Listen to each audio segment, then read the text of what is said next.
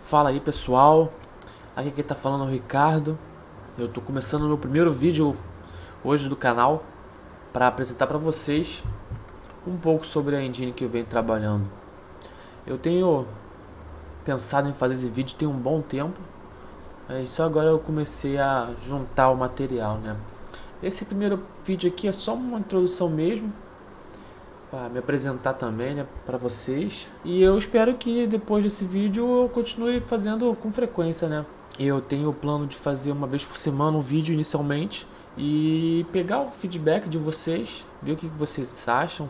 Eu quero falar sobre programação de jogos multiplayer, né? Eu não sou nenhum expert nessa área ainda, né? Mas eu tenho estudado muito recentemente e vejo que esse conteúdo não é tão divulgado. Então eu vou falar sobre cliente servidor, um pouco, né? Como é que cria um servidor e um cliente separados na engine, né?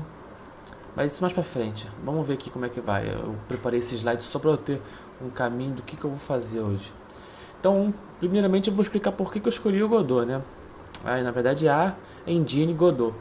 Quando eu comecei a desenvolver jogos, há mais ou menos um ano e meio, 2 anos atrás, eu comecei com o Unity, porque era o mais famoso no mercado. Todo mundo estava falando do Unity, estava começando, estava aquele... Vamos, jogo é Unity. Tinha também um pouco do Game Maker, né? Mas eu não cheguei a pegar essa engine não. Então eu comecei no Unity, achei interessante. E aí eu pensei, agora eu vou fazer o meu joguinho, né? Comecei a planejar meus joguinhos e eu comecei a montar meu cenário lá. E eu comecei a ter alguns empecilhos, né? Porque meu jogo era 2D e eu precisava de algumas funcionalidades que a engine do Unity não me dava. Uma funcionalidade, por exemplo, que foi muito decisiva para mim foi a navegação 2D. E aí, buscando soluções alternativas no mercado, na internet, eu achei a engine Godot, né? E aí eu achei a engine Godot, baixei, pô, super leve, pô, achei muito legal. E aí eu comecei a fazer meus estudos. Daí em diante fiquei direto nessa engine. Eu ainda não publiquei nenhum dos meus jogos, mas em breve eu vou lançar um que eu tô fazendo. Na verdade eu tô trabalhando em 2 jogos. E aí eu tô trabalhando com um time, né? Na verdade é eu e mais um amigo meu, né? A gente tá desenvolvendo um jogo, 2 jogos juntos, né? Ele tá fazendo um, eu tô fazendo o outro e a gente se ajuda nesse meio do caminho. Então, aqui no site é onde você pode fazer o download. Clicando aqui em download, já tá na versão 3.1, né? Então, como você pode ver, foi em março. Foi recentemente, né? Mês passado, tem exatamente um mês, para ser mais sincero aqui, né? Se você for olhar no calendário. Então eu baixei a versão 64 bits da versão padrão, né? Existe a versão do mono, mas nós não vamos utilizar elas por enquanto. Eu posso até falar um pouco dele. Eu particularmente gosto de C Sharp, mas o suporte ainda não tá bom. Então temos que ficar com a versão normal, padrão. Eu já tenho a engine aqui baixada. Mas antes vou falar um pouco como é que eu aprendi, né? O Unity, quando eu comecei a trabalhar na engine, eu fiz um curso na Udemy. Fui lá, paguei que R$19 ou 20, sempre para essa faixa. Super legal, aprendi bastante, muitos conceitos. Só que aí no meu estudo para ver qual engine eu ia usar, eu peguei na Godot e fui lá na documentação, que você pode achar aqui no link da comunidade. Tem aqui em algum lugar.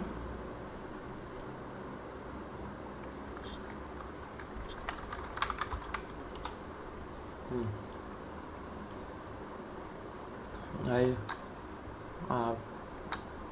você pode vir aqui em Learn. Eu nem sei se esse site tem em português. Eu só uso ele em inglês, acho que não tem não. Mas você vem aqui em aprender, né, Learn. E ele vai te redirecionar lá para documentação. A documentação já tem bastante coisa em português. você botar aqui, ó, aqui, olha, a documentação de Godot está disponível em vários idiomas e versões. Então tem bastante coisa em português, mas eu não acho que não tem tudo traduzido não. Então eu comecei a ler sobre, vim aqui, bastante material, li o passo a passo, li o manual do editor. Tem até um link aqui, se você está vindo do Unity, que eu li logo de cara. Embora seja um pouco simples, né? Mas a engine é muito simples também. Então, se você ler até o primeiro passo a passo, já vai fazer um demo aqui dentro, se não me engano. Tem alguma coisa aqui, é seu primeiro jogo. Aqui, ó, seu primeiro jogo.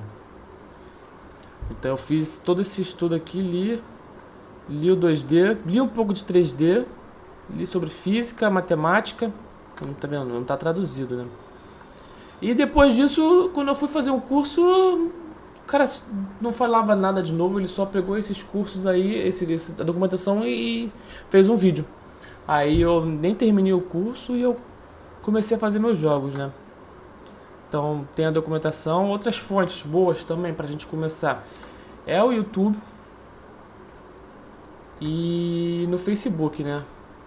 Eu não vou abrir aqui agora porque é só digitar facebook.com ou google.com. Na verdade, se você voltar lá no site da Godot e for aqui no community, que é a comunidade, ele tem aqui, ó, o Discord, o Facebook e o Reddit. São os canais que eu mais uso.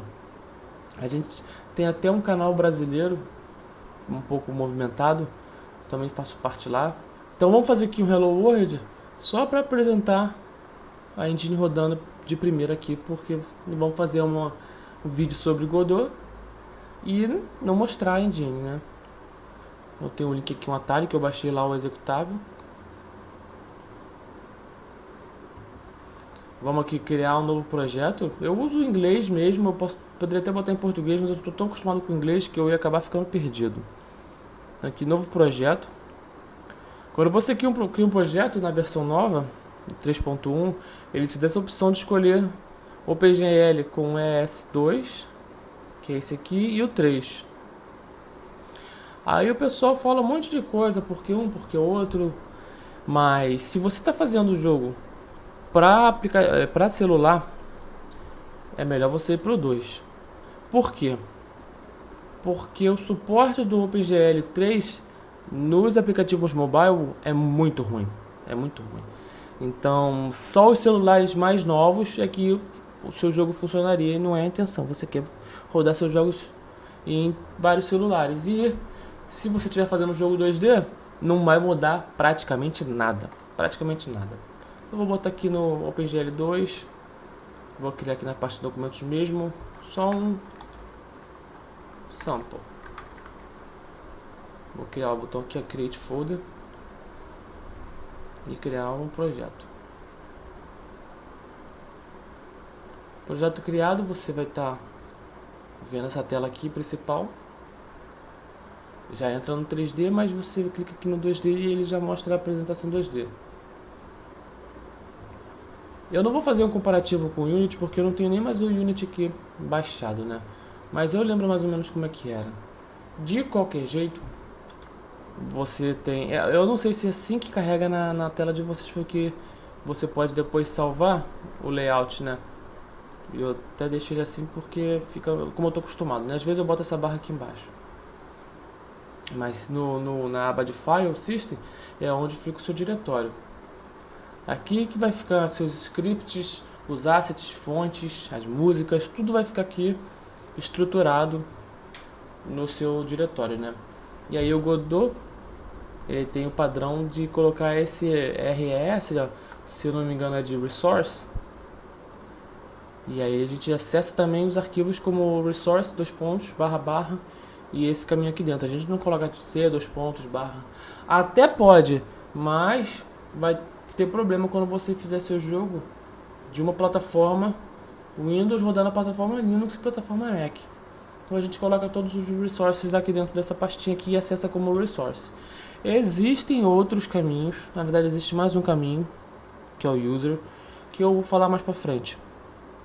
Lá você salva em outro lugar do computador. Vamos adicionar, aqui são os nodes, né? O Godot ele interpreta tudo da cena como nodes, né? São nós em português. Se você for comparar com o Unity, são os objects, né? Se não me engano, game objects. Então vamos botar uma cena 2D aqui. Vamos dar o nome aqui de game. E aí vamos colocar todo o projeto Unity, que eu não, já tô falando tanto de Unity que até todo o projeto na Godot, quando você começa, vem com o ícone aqui da engine, né? A gente vai usar ele aqui para movimentar ele na tela. Vamos adicionar aqui então, quando você quer adicionar um novo nó ou node, né, na sua cena, você vem aqui no mais e adiciona um child, que é filho. É criança, na verdade, né? Ou é menino, não sei a certa tradução. Eu sempre entendo child. E aí você clica no mais e ele te dá um monte de nodes aqui, né? Mas com o tempo eu posso explicar muitos deles, né? Eu conheço muitos deles, já usei bastante. Inclusive um dos motivos de eu estar usando o Godot e não a Unity é o Navigation, né? 2D. A gente pode falar também. Existem várias formas de implementar, mas isso aí é mais pra frente. Vamos colocar aqui um sprite na tela, né? Que é aqui, ó. Aí no sprite a gente vai colocar uma textura que vai ser o nosso ícone aqui, ó. E aí ele já vai ficar aqui no canto, porque toda vez que você adiciona um sprite na tela, ele começa na posição 00. Vamos movimentar ele aqui na tela. Tá aqui no meio. E vamos rodar. Primeiro a gente tem que salvar. Ele dá o nome do primeiro node que você colocou na tela. Game. Vamos salvar. Quando você clica aqui nesse botão, é para tocar a cena, né? Daí tá aqui o sprite na tela. Bom, vou botar aqui um script bem básico, só pra gente ter noção de como é que a gente adicionaria um código, e mais pra frente eu faço um exemplo melhor. Tem esse botão aqui, script, e aí ele te dá essa telinha, e aí você pode escolher GDScript, Native Script e Visual Script. Nós vamos trabalhar por enquanto com o GDScript, posso até falar um pouco do Native Script e Visual Script depois que eu já utilizei o Native Script. Visual Script eu nunca utilizei, mas é simples. Ele vai herdar do sprite, que é o node que eu estou selecionando, vai ser o template default. Na verdade eu vou colocar o template, vamos botar o default, porque depois a gente muda com o passar do tempo. E eu vou botar aqui na pastinha padrão, porque a gente só vai criar isso aqui no nosso projetinho. E aí o nosso script começa com uma cláusula que herda, né, do sprite, e a função de início do ready do componente, quando o componente está pronto na tela. Mas mais pra frente eu vou falar também, eu posso falar, né, não sei, depende do pessoal achar interessante do vídeo sobre o GDScript, mas também tem bastante conteúdo na documentação. Eu basicamente li tudo aqui na documentação, tem aqui scripting, GDScript, tem tudo que você precisa aqui, né? Na Godot 3.1 foi incluído tipagens, por isso que o meu tá com void aqui. A tipagem é opcional e a configuração de vir com o void aqui também é opcional. Eu mudei no meu editor aqui. Se eu for no editor, se eu não me engano é hint, type. Busca aqui, text, add type hints.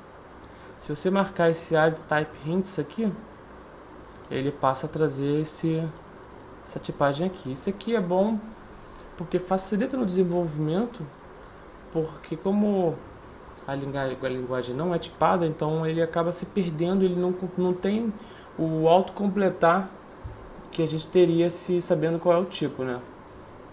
Então a gente é um sprite, ele sabe disso, eu vou fazer uma programação aqui super simples dentro de Process. O Process é o evento que é chamado HDFrame e nele é enviado o delta. Eu tenho o costume de sempre no início do delta colocar o underline. É só por coisa minha. Além de que se eu deixar o delta sem o underline e eu executar o script, ele vai me dar um warning. Ó, o argumento delta nunca foi usado na função process. Porém, existem momentos que você não usa o delta, mas ele é obrigatório no process, porque ele está sobrescrevendo o método da herança. Então eu boto o underline e se você executar de novo,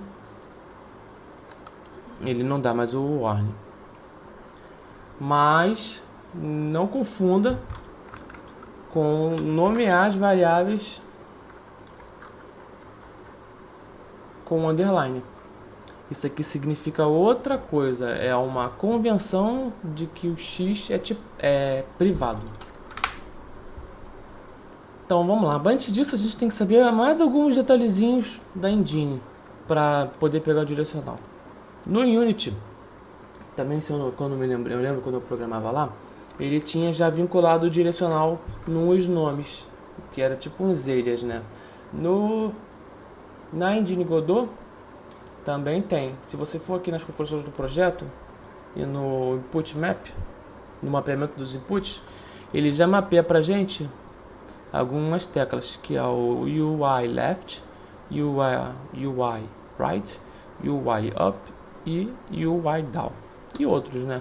Mas ele já pega o direcional de um controle, se você tiver, ou o direcional do seu teclado. Então, como é que a gente acessa esses mapeamentos que eles chamam de action?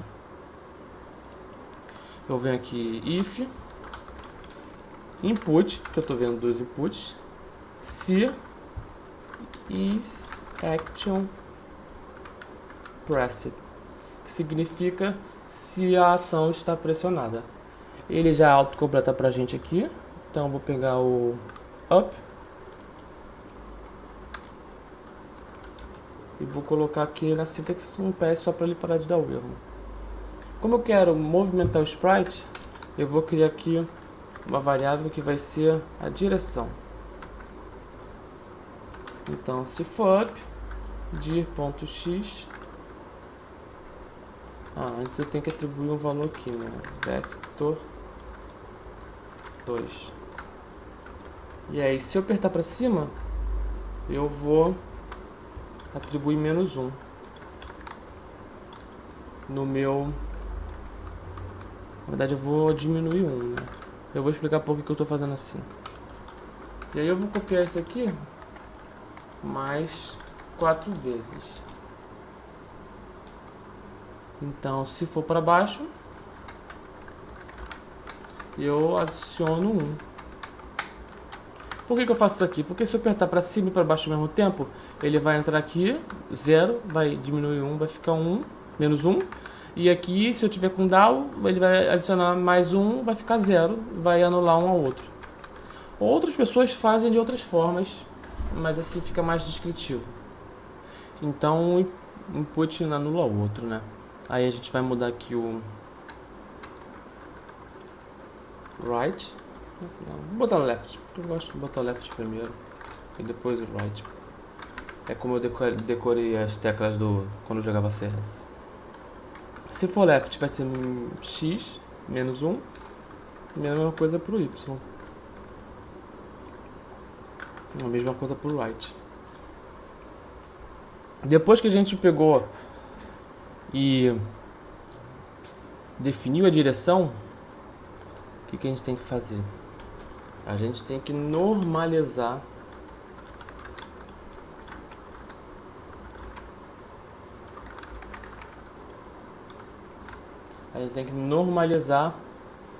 o nosso vetor de direção. Por que a gente tem que normalizar? Porque se eu apertar para cima e para o lado direito, ou para cima e para o lado esquerdo, ou para baixo e para um dos lados, ele vai ficar com y1, x1 ou menos 1, e aí ele vai ficar sendo um vetor de magnitude 2. O que significa isso? Que ele vai mover com o dobro da velocidade que ele deveria nas diagonais. Então, quando eu normalizo, e aí eu tenho, por exemplo, para baixo e para direita, ele vai ficar 0,5 e 0,5.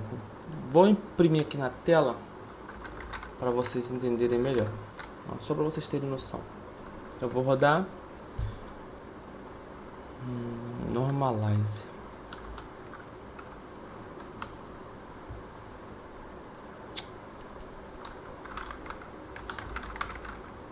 Normalized, perdão. Vamos tá aqui 0, 0, né? Se eu apertar 1 para cima o W, se eu apertar para baixo e se eu apertar para a direita, não ficou 0,5, mas ele normalizou para magnitude 1. Se a gente imprimir junto com o vetor a magnitude e o tamanho significa a mesma coisa, né? Então vai ser dir.length. Length é a extensão ou magnitude do vetor. Do vetor não, do vector. No vetor é outra coisa. Então espaço, vamos rodar. Magnitude 0, magnitude 1, magnitude 1. Se eu comentar essa linha, vetor 0, magnitude 1, magnitude 1.4. Nem é 2, mas ele fica 1.4 a velocidade, o que significa 40% mais rápido. E se eu apertar para cima e para baixo ao mesmo tempo, ele zera. Então a gente tem que manter o normalized aqui. Depois que a gente tem o normalized aqui nos esperando para ser usado, a gente vai pegar a position, vai ser igual a position novamente, vai ser position mais a direção. Como o process é executado muito rápido, a gente tem que reduzir ainda mais a magnitude dessa direção multiplicando por delta, porque a delta é a fração por 60? Não, desculpa, vai ser 1 dividido por 60. Vou botar aqui 1 dividido por 60. 0,16. Se a gente imprimir aqui o delta,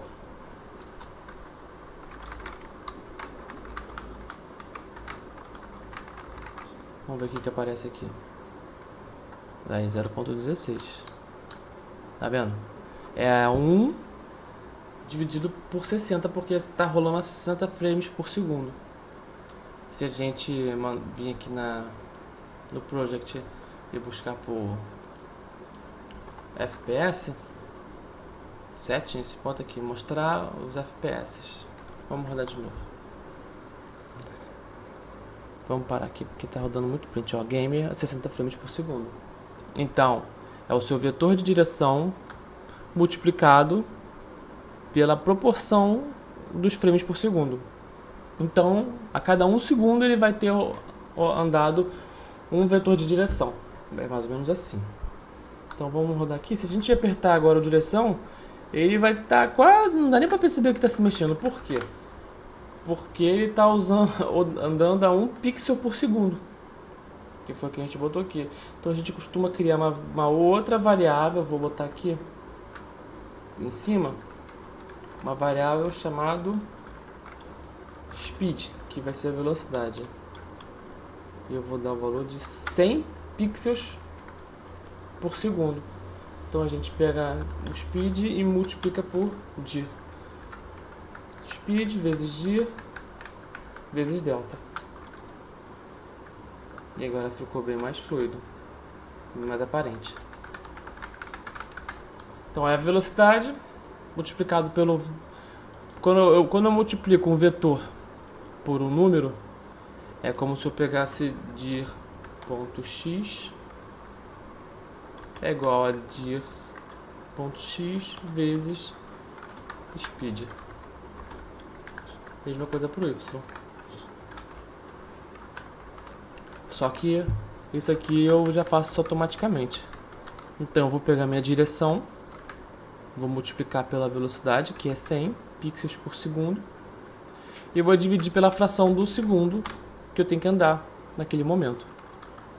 E aí nós temos esse sprite se movendo na tela.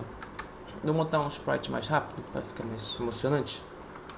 250 pixels por segundo. Ó. E assim a gente encerra o vídeo por hoje. Espero que vocês tenham gostado. Obrigado.